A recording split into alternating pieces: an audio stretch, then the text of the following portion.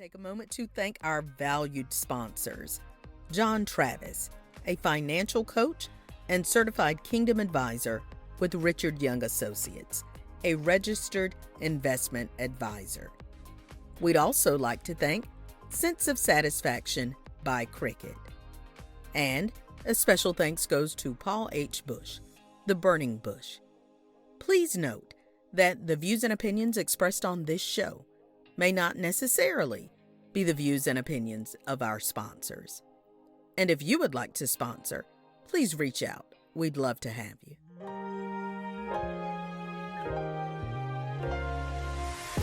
It's time to hear the story, make the connection, learn the lesson, and gain the wisdom. Are you ready? Let's get charged and be changed. The Sister Speak Brother Break Show. Conversations on grace, healing, and deliverance. This is Marcy Bush. Come on, let's journey together. I knew something was wrong, but I never said anything. So I humbly get up, thinking, what am I going to do? And I smiled. I said, okay, gotcha. That meant that wasn't God. This was just something that happened at random, and it wasn't God. I get almost to the door, about to walk out, and she said, oh, she slams down her hands on the desk. She said, oh my God, I'm so sorry. You're Finace Bush. Come back, son. Let's sit down. I'm so sorry. Now, she's probably 68, 70-ish. She's got glasses on. I never will forget. She looks like one of those television women off of Maud's mother, Maud's show or something. And she's got those things on the glasses. And she says, I'm so sorry, son. She said, I'm looking over your account. All of your school bills have been paid. She said, you got a check from here, a check from there. When she finished tallying up my checks, I left that office with $1,462 in the form of 3 different checks that came in that, after covering all of my demands, that was the extra money I left school with to come back home, plus the $500 that was not claimed, because I went back to Southern Bell, asked the manager, and he said, no, keep the money. It's yours. Evidently, God wanted you to have it. I come home. I go home from Atlanta. I relocate. I get home. First week, no job. Check come in the mail. Second week, no job. Checks, plural, come in the mail. Third week, no job. Checks, plural, come in the mail. I was averaging between $800 to $1,100 a week of checks coming in the mail. In the 80s. In the early 80s now, yeah, in the early 80s. Coming in the mail. And then the fourth week, I get a job and the checks stop coming. I find favor, I get a job, checks stop coming. And I worked that job for a few months. I get a call out to SRS. I go out there, intimidated to take the test because of math. I get there, and I think they said, I'm going to say it like that, I scored higher than everyone else that had taken the test. Now, I'm not sure if that's, but I want to say it like that, but I think that's what I was told. I do know this one thing. I passed the test. Yes. Now, and I passed it. And so I go out there and I work, and I have the intentions of only being there for a short span of time, because I know what God now has assigned for me to do, Marcy. And so we start up, and there we go. I train, do Bible studies throughout the community. I train ministers. Oh my God, we anointed, we taught, trained, and developed so many young male and female preachers during that time. And very proud of that. I think I counted by the time I was 28, I want to say that I was probably, God had used me to assist or appoint probably somewhere between 20 to 30 of the ministers that filled the pulpits in the CSRA unknowingly. Yes. A lot of the people in the actual establishments or institutions did not know that some of those people that came to pastor in their associations were the offspring of what happened in those meetings that Finace Bush Jr. had literally laid his hands on. Now, the good thing about that was that I obeyed God. The problem with that was, for some of them to become a part of the denominations, they had to disown me. And to disown me, they had to discredit me. And there I was again, being singled out. Now, I'm not saying this like it's a sad story or anything. I love my life. Right. But tell you something. My journey has consisted of things that has taught me to be me. And to enjoy being me. I'm going to be between around 20 now. Okay, so see, that must be when I came in. Yeah, so did everything get started up again? Yeah. Okay. Oh, yeah. Okay. It got started up again, but not to the same magnitude as before. Okay. Because now, you know something? I believe opposition is a generator for spiritual leverage in the kingdom. Okay. So it's kind of like, you know how the church really expanded? Because of the persecution that hit the church. That brought prominence to the church. It forces us to not stay in one place so the church can go into all the world. So we're not supposed to be afraid of persecution or prosecution or anything for that matter. And I think that's what happened. But now the momentum was not the same. And we now became more of a we were still a movement. But it was more teaching. But it was more teaching, it was more instructing, and it was more government. Got it? And the government aspect, to some degree, made it almost appear as if we were trying to start another church. Now that created another oppositional faction, because we never talked about that. We just wanted to be able to merge from all of the churches and have Bible study on a different night that none of the other churches were having. And from that, now other churches started having first and third, second and fourth. It catapulted us into that. So again, we may never get the credit. It's amazing how we're just at 20-year-old June. Oh my God, 20-year-old. I definitely want you to come back, because, I mean, that was just the beginning. But I believe that it is what we need to hear, what at this point, because like I said, God is so strategic. But I believe that there is somebody who needs to hear this portion. Not that you haven't encountered adversity since that time, but just seeing how God developed what was a broken young man. A broken little boy. And how God maneuvered and positioned and transformed and just started this evolution. I'm grateful for this part of your story. And like I said, I definitely want you to come back. There's so much more that we have talked about off camera. More that I want to tell you off camera, but I'm just so grateful. I'm so grateful. Again, I thank you for your transparency. I thank you for your vulnerability. I thank you for just allowing us to see inside. There are so many people who develop opinions. Who judge books by their covers. That's true. Without ever seeing what's inside. And so I thank you for taking us inside the book today, so that we could relate and understand and even see the opportunities that God may have before us. That just because a thing starts a certain way doesn't mean it's going to end a certain way. You're good. So I thank you.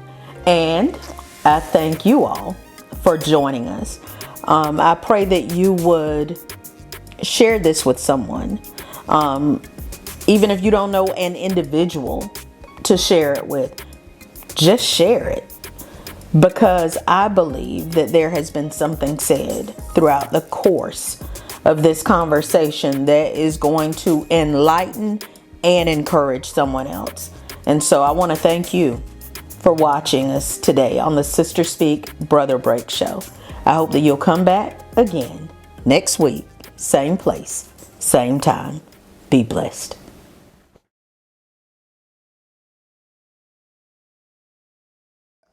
My graduation, and I was getting ready to graduate from high school, and I teeter-tottered between, am I staying in South Carolina or I'm going to New Jersey? Am I staying in South Carolina, going to New Jersey? And finally, I made my decision. I was like, I'm going to New Jersey. I'm going to cosmetology school. Okay. This is what I'm going to do. And so my mom was coming down for graduation, her and my brother. And for some reason, I don't know, my father said he wasn't coming. Okay. And they were fussing about that. And my mom said that he was just getting out of hand with his drugs and stuff, so she put him out. Okay. And my mom, like I said in the previous thing, she was the cook. And so she did a lot of cooking for the church, and they were going to sell some dinner plates, and she was cooking. And she had put my dad out, and he wanted to come back to talk to her. And she really didn't feel like it. One of them days, I'm cooking, I don't feel like all that mess. Right. But because he forced himself on in the house. And my brother was in the kitchen playing on the floor. At that time, my brother was 2.5. 2.5. Yeah. Okay. And so he was in the kitchen playing on the floor, and my dad came in and started an argument about my mom, saying one of the arguments was that she didn't need to come south. That's what he said. You don't need to go south. And she was like, it's our daughter graduation. Right. You know, I'm going. If you're not going, that's what you know. And he basically was like, you going down there to see. In his mind, he concocted up this whole thing. She was coming down to see a childhood crush and all this stuff. And she was like, I'm not going to stop me. And he got so enraged that he just grabbed the knife off the counter and he stabbed my mom 17 times. And my brother was there to see it. And afterwards, he just picked my brother up, took him to the park, and let my brother play for about 2 hours. And then it was time because my mom stayed right next to the church. So by then, and he took my brother to the church and gave him to his godmother. And my brother went into the church and he sat down. But usually he would sit and not have a problem. But this particular time, she said he was antsy. He kept pulling on her and everything. So she took him downstairs and was like, Darrell, what is wrong with you? What is wrong with you? And she said he started crying and said, my mama. And so she was like, what's wrong with your mama? He just kept saying, my mama. So she got another lady at church. Can you watch him? I want to run next door to Sister Gloria's house. And so she came up the steps, and on the way up the steps, another friend of my mom's was there, and she was like, Sister Betty, you'll go with me to Sister Gloria's. I think something might be wrong. And she was like, sure. And on the way up, they got to the top, and a guy was there, and his name was Brother Johnny. Well, the back story on Brother Johnny was my mom and Brother Johnny used to date before they became saved. Okay.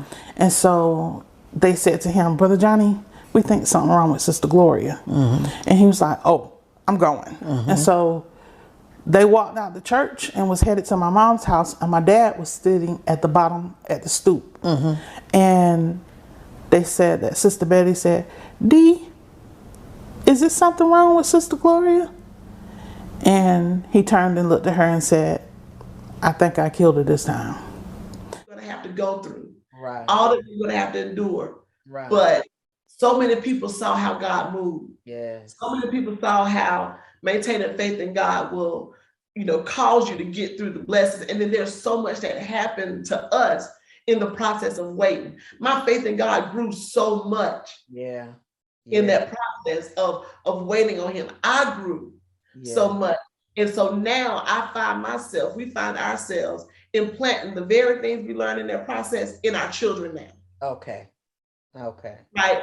And we were prepared where we couldn't have imparted them now, the things we know now, had we not gone through what we've gone through. Yes. They say all things work together for the good of those who love the Lord.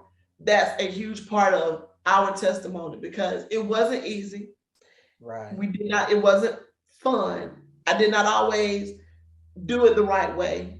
I didn't always say the right things. I didn't always have the right mindset. I didn't always feel my best through this process, but I never lost faith in God. Right. I couldn't.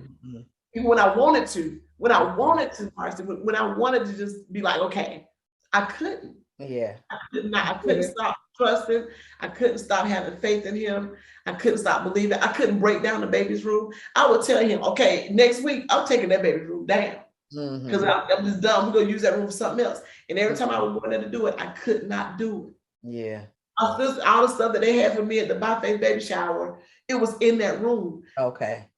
We had bought cribs and everything the baby would need. Stroke. We had the whole everything in there for 5 years. It just sat there. Wow. I would go in there and cry over the crib. I would cry over the stuff we had in there, because I knew one day that the Lord was going to fill that room. But I'm telling you, sometimes it just got really, really hard. Yes. Yes. It got really difficult. But now to see where we are now. Yes. And looking back on everything we've gone through, it was worth every minute of it. Yes. Hello, gentlemen. How are y'all doing? Good. How are you? Good. So this is Delangelo. This is my oldest. And then this is Antonio. This is the one that snuck up on us. Okay. Yes. Well, y'all, I'm so glad y'all are here. I can't wait. Whenever I come that way and we're up in that area, I'm gonna have to come give both of y'all some really big hugs. So I hope y'all huggers. But I'm telling y'all about how people were praying with us and trusting with us when we were trying to conceive. She was one of the ones that was praying with us. This is your Aunt Marcy. And that's right. Praying with us and trusting with us and all of that. And so to see you all here now, it just shows that God gave us what he promised it. Like all the stuff, the things we talked about, God did it. And she's not, everybody can see, all the people that's watching can see, that you all are the promises that God gave us a long, long, long time ago. You need to call the prayer warriors, and y'all need to start praying and petitioning God for Wade. Yes. Okay, so during that time, I had coded, twice. They said one time was 6 times. The second time was 20. One time was 6 minutes. Okay. The second time was 20 minutes. That same head nurse came, and the doctor came to the waiting room where my sister was, and she told her, "You look like the strong one. So you and who is this?" And she told my pastor, "Y'all need to come with me." So Beijing said when she got up, the nurse told her, "Well, I just want you to know that he coded, and we brought him back, and he coded again, and so we're sorry. We did everything we could do, but we couldn't save him this time. So we need you to come see him." And you said the first time was 6 minutes. 6 minutes. The second time was 20 minutes. And that's when after that, they came and got my sister them and told them, "You need to come and see him, because, we done all we could do." But Beijing said her and Reverend Grimes said it was a bunch of doctors there. Reverend Grimes said, I want to say he said it was like about 11 doctors all around the threshold of the room door. And he said when him and Betty Jean got there, that the nurse said, he has a pulse, he got a pulse. His heart rate is coming back up. So the doctor that had operated on me, Betty Jean said, she asked him, "Well, do I need to sign some papers, for you to take him back to surgery?" And he told her, "No, he's my patient. I need to take him back to find out what happened to him." But when they took me back to surgery and opened me back up again, they come to find out they couldn't find anything that had happened, And so that nurse told my sister Betty Jean that and told my pastor that she gave her life back to the Lord after she seen what the Lord had did, the miracle that she witnessed that the Lord, brought me back to life. Yes. And so Reverend Grimes was telling me, he said, if it was just, your dying was just for that one person to be saved and to come back and repent and give her life back to God, then that's what it was. I think the battle that I have is committing to beginning. So I have this thing, I think it's because I'm almost certain it's because of Bishop, where I told myself that I wasn't going to start anything that I wasn't going to finish. And I try my very best not to start anything that I have no desire to finish. Okay. And so I think my biggest battle was, or struggle was, knowing that there was something inside that I needed to get out. Not so much for and it's twofold, because I could easily say not so much for me, but for somebody else. But no, this time I think it was not for somebody else, but for me, right? But I think that's always how my life has been set up. And I think because of what my parents and my aunts and uncles told me concerning my journey in getting here, with what the doctor said concerning me, that I probably wouldn't make it, and then losing mom at age 12, and going through what I went through from 12 to my adulthood, and I think it's always been evidence that there was something on my life, right? Committing to being all of that, it can become a little scary, because that they're like, back for people like us, we know backlash is real, and sometimes you just want to break, and sometimes you believe that if you don't do it, then you can get the break, because you ain't got to worry about the attacks, like you don't have to worry about it, right? But then when you don't do it, you don't get a break, because you're not fulfilled, because you're not operating in purpose. And it's an ongoing battle with whether to do or not to do. Because of my 36 years of living, have been a testimony. Like I get it, and it's going to continue until forever, because now I've produced a miracle whose story will always be a testimony. And so it's like I gotta go ahead and just live with knowing, girl, this is your life. It is. This is what life is for you. Yeah. And I celebrate that God trusts me to carry this type of I celebrate it, but I'm like, also, look, God, right. Whenever you want to give me a break, I'll take it. But and so but at least you recognize, and you've come to embrace, and you've come to know that no matter what, He got you, though. He got me.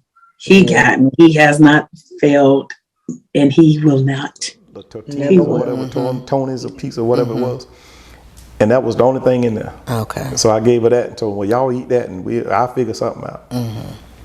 I left and went up to Sunshine. I'm gonna get back to the Georgia Dome. Okay.